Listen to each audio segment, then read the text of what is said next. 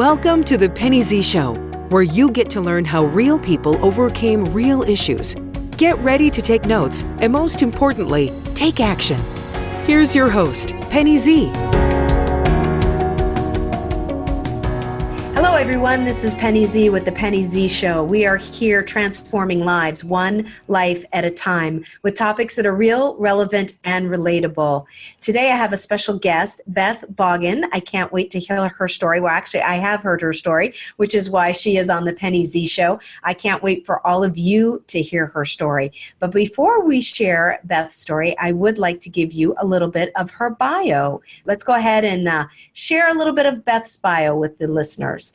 Beth Baughan is a wellness strategist. She has worked with women for over 16 years with fitness, nutrition, body image, and faith. She has overcome her own mental struggles in her life throughout the years, and she will share one of those with us today. She has a degree in special education. She's a certified personal trainer, sports nutrition health coach, and she has wrote her own book, which I'm sure she will share more about that as well. It's called Pick Up Your Mat and Work. Beth Baughan reveals her unique and powerful journey from her sickness to her wellness, just like a friend is talking with a cup of coffee over a table and sharing her story. She's sincere and insightful. Her story will give you courage to find your inner strength and practical tools to become whole again, just like we talk about on a regular basis with the Penny Z and the Penny Z Show. So please welcome with me special guest, Beth. Beth, welcome. Thank you very much, Penny. It is an honor to be here today and sharing. I'm excited to talk with you. Absolutely. Is there anything you would like to share with our listeners as far as your bio or anything else that we didn't read or that you would like to share that I didn't say? One thing you said the title of the book was Pick Up Your Mat and Work, and it's Pick Up Your Mat and Walk. Oh, okay. My apologies. It could be my bad contact. So I apologize. I am having a little challenge reading my screen today. No, I am good. Thank you for clarifying that. Say that one more time for our listeners. It's Pick Up Your Mat and Walk, the secret to extraordinary wellness. Excellent. And we will make sure to have that promoted on our website as well, along with Beth's information, as we always do. But before we get into her current business and how she helps women and transforming their lives, Beth, will you share us a little bit of your backstory of your I'm Not Enough story? Sure, yes. And, I think I'm still definitely a work in progress when it comes to my Not Enough story. It wasn't until about 4 years ago that I even identified that I had those deep-rooted feelings of not being enough. And, going back, it goes, obviously, we all have a history and a childhood.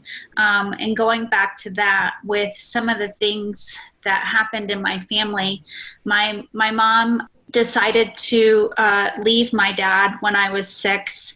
And that was really hard. She had an affair and then they got divorced. But what was even harder through that was she committed suicide when I was 13. And I just think that impactful at those ages in my journey of abandonment and her leaving that pivotal relationship that meant so much kind of left me kind of floundering and trying to figure it out. And my dad was great. He was a single dad, but he worked all the time. He wasn't there. And my brother, took his anger out on me. So it wasn't, I don't think many people have a Leave It to Beaver family. No. we all have baggage and things that we come from. But I didn't identify with the words not being enough. I think all along that I didn't feel worthy. However, in my teen years, I chose to numb it. And I lived very wild and rebellious and was basically running from those feelings of unworth and not being enough. And then it wasn't until my young 20s, which, that was, 26 years ago. So it's been a while, but it wasn't until it wasn't until then that I started to heal and go on this healing journey. But what I realized is I stopped, I was using alcohol and doing some drugs in my rebellion, but I got healthy and I got better and started taking care of myself.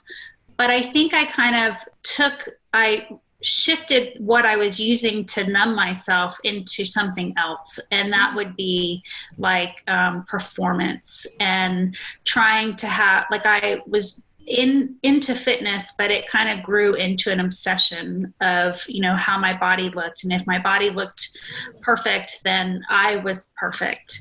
And then it continued through the years, and even in my work, where performance was something that I really strived for and used to kind of keep me from dealing with all of that. And it wasn't until about 4 years ago, my husband and I moved to Las Vegas, and I was, in a new place, and I didn't have the outlets that I had. Like, I didn't have the business contacts that I had. So I wasn't having daily wins like I had been and striving in that. And things were just tougher with getting my kids settled. And my husband and I, kind of went through a rough patch. And I'll never forget, we were in counseling together, and something I said, it just hit me like a ton of bricks that my problem and my struggle was that I did not feel good enough. I didn't feel like a good enough mother. I didn't feel like a good enough wife. I didn't feel like a good enough business owner. I didn't feel like I was doing anything good. And I was trying to keep all these plates spinning in the air. And that was such an epiphany to actually be able to identify with those words. And it really changed a lot in the last 4 years of how I did things in my life and in my business. But I went through a lot of deep healing through a faith journey that I went on as part of my professional development. I went through a program called Revelation Wellness, and it was an intense, basically healing. Like, if you're going to teach people and you're going to be helping people, especially in a faith setting, like, you have to be healthy yourself. And so I was able to go through that study and then go through an intense retreat, and it really did change everything from that point. Yeah, absolutely. Wow. Well, let me just say what an incredible woman you are, first off, and how honored I am for you to be on my show, but also to share your story.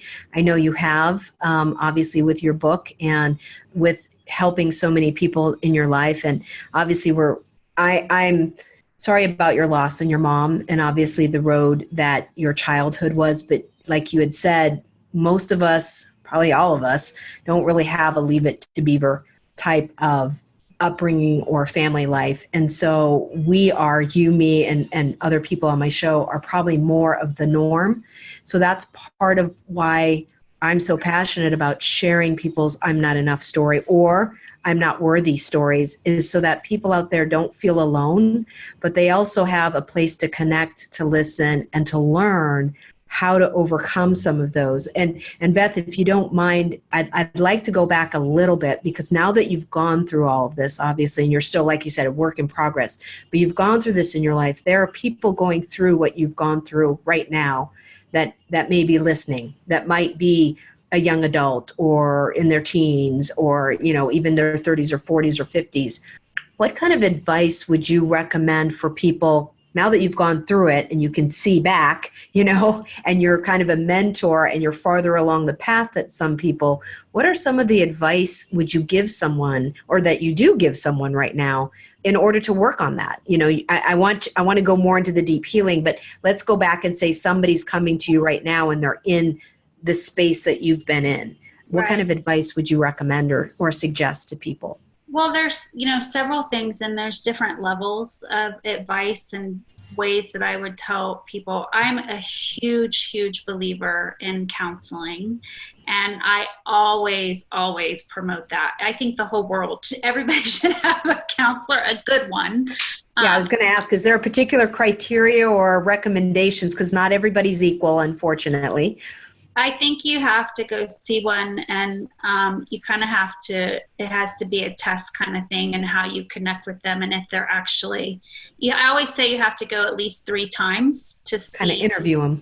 If it's something and you want them to be able to carry you through. And I have been in counseling most of my, like since I was 17, I started going to counseling, and I don't go all the time, but I keep someone there kind of on hand that I check in with. Right. Because one thing I didn't talk about in my Not Enough story, and that does come to it, is I have the diagnosis of bipolar. And so I have to be able to manage that. And I've had many, many good years of stable, healthy, you wouldn't ever know it, but then I have had issues rise up at different times. So counseling is something, even if you don't have a diagnosis, is something that can be very helpful, especially if you're having feelings of unworth and not enough, because it's somebody who's totally, not a part of your life or not emotionally attached to your life, that they can help walk them through that. But on another level, I talk to people about being able to identify those feelings is first. And I do believe there's a lot of, I work with women, so I would say women, but a lot of people in the world who have these deep-rooted feelings, but they mask it with a lot of other things, and perfectionist and the striving and the everything, that the way their life looks. So I talk to them about identifying it, but being able to work through it through journaling and keeping up with your thoughts. Yeah. And then really big on writing the thoughts that you're having when it comes to that, and then replacing it.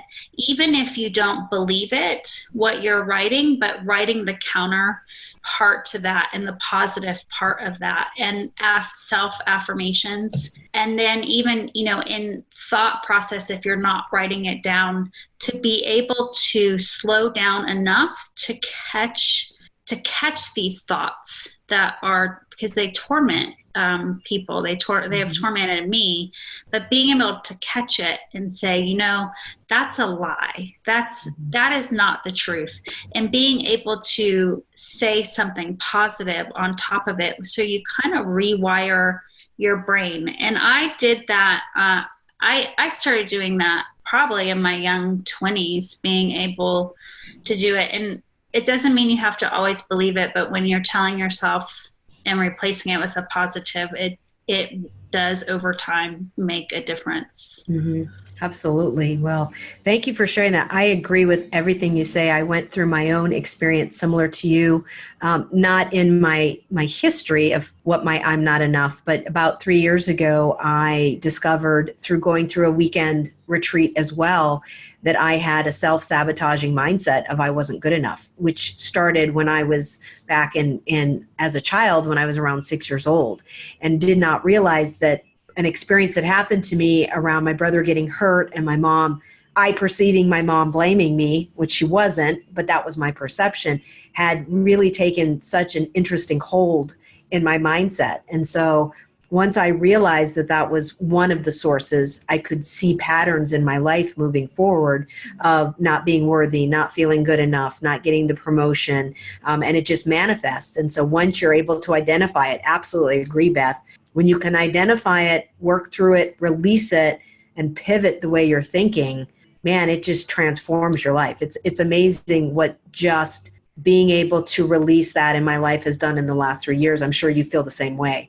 Yeah, and I think knowing that a lot of these thoughts that come our way are, our feelings, and to go, it's just a feeling. Like, it doesn't mean that it's truth. Like, it's gonna pass. Good. And being able, when I say I'm a work in progress, like I still have times where I struggle or go through things, and I have to always just be on my toes to know too that, okay, this is not me. Like, this is something coming up from my past, and it's not who I am. And and to tell myself, I am enough, I am worthy. But I think it's something, I don't know, maybe when I'm 80, we'll be going through. We're all a work in progress, hopefully, education, moving forward, bettering ourselves. Like you said, journaling, affirmations, our minds are the best and the worst things about us in some respects, and that it can be very deceiving, or it can lead us down paths that are challenging, and I go there too. I have self-doubt still, in launching a new business or before an interview, am I going to be good enough to be able to, have a good in-depth conversation with my guests, to be able to have a safe place for them to share, as well as for our listeners to be able to be, empowered and be able to connect. So I have a little bit of that before each show, not a lot anymore, but just a little. Right. So yeah, I understand. So now obviously you've shared with us your story. What an incredible story, and just an amazing woman. I just would like to ask of you if you would share now, obviously, your story and the tools and techniques that you shared with us in identifying how to identify your feelings must have some impact on your 16 years of helping women in your business. So would you mind sharing how working through that for you has brought you to where you're at today, and tell us a little bit about your business? Well, I believe that it has brought me to a place of authenticity. And that is something I don't want to say that it's rare in the world, but I am an open book to people, and share so much that in my business, when I've gone through this, I've been able to transfer that and share it with the women that I've worked with. And I get a lot of, aha. And what I love is the transformation in people's thoughts that I see. And I do think, I think they could get that from a lot of places, but it's just being real and sharing your own truth, and showing up and, going through it. I've had people tell me, like, you transform lives. I'm like, well, I don't transform lives. Like, I really believe God transforms lives, but I'm here and I'm just a vehicle to help you. And with women, where I've really seen the biggest aha moments is kind of breaking free from diet culture and weight loss, because those are all the things that I have worked with. And to let a woman learn that they're beautiful the way they are, and they can, if they need to lose weight or for health or whatever, it's all a personal journey, but that they are perfect the way they are, and they don't have to have a scarcity mentality to be someone that they're not. And so I've really loved empowering women to know that they're beautifully designed as they are, and teaching healthy habits from a place of abundance and love than a place of, I have to get in the size 2 jeans or I'm not good enough. Mm-hmm. Absolutely. Women struggle with that all the time.